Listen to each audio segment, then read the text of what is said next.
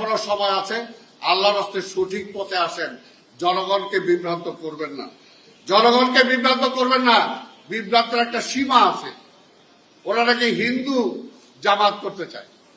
আমি প্রশ্ন করতে চাই জামাতের সেক্রেটারি জেনারেলকে যে আজকে হিন্দুদের নিয়ে বৈঠক করছেন, তাদের কি আপনার জামাতের সুরার সদস্য বানাবেন? আপনার সেক্রেটারি জেনারেলের পদটা কি কখনো হিন্দু কাউকে দেবেন? ইসলামের একটা সীমা থাকা দরকার। আবার বলে যে মুক্তিযুদ্ধ অনেকে তাদের আছে। আরে যুদ্ধের সময় তো প্রকাশ্যে পাকিস্তানের পক্ষে আপনার সেই সময় মন্ত্রী পরিষদে জয়েন করেছেন এবং মুক্তিযুদ্ধের বিপক্ষে আপনারা বয়ান দিয়েছেন, বক্তব্য দিয়েছেন। আবার তাদের মধ্যে নাকি মুক্তিযুদ্ধ আছে। চিন্তা করে দেখেন, হাস্যকর কথা আজকাল কি বলতে চাই।